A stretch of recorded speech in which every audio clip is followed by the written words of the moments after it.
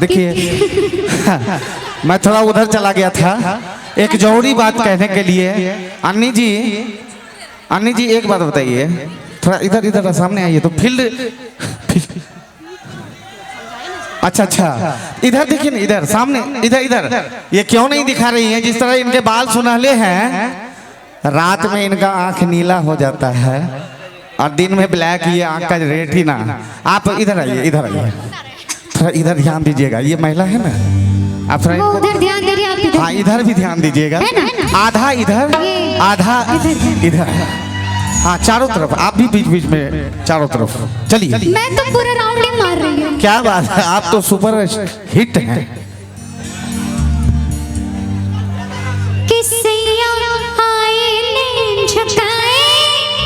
घर में चोरी चोरी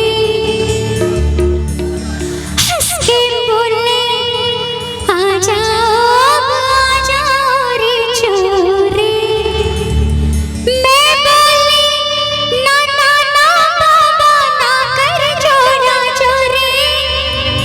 लाख छोड़ा सयाने कन्हैया नहीं छोड़ी, हाय कन्हैया नहीं छोड़ी। अरे फिर क्या हुआ गोरी? फिर झुमका गिरा रे, हम दोनों के किस प्यार में झुमका गिरा रे।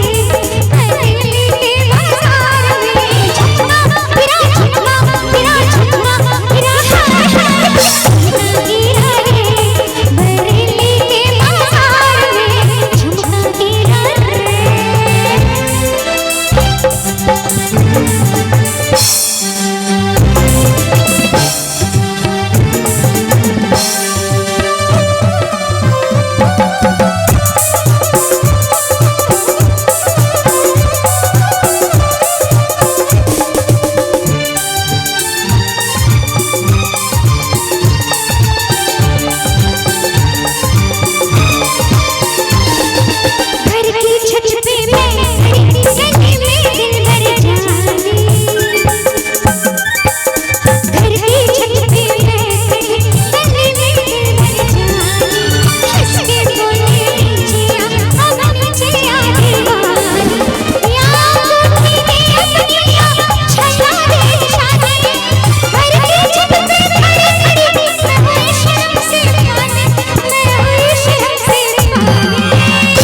अरे पूजा जी फिर क्या हुआ?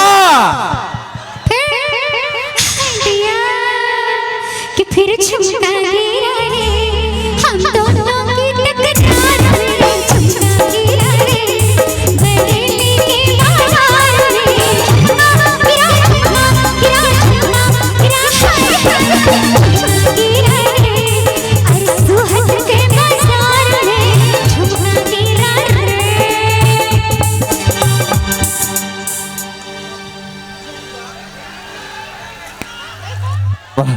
क्या बात है, अच्छा लगे तो जोरदार ताली।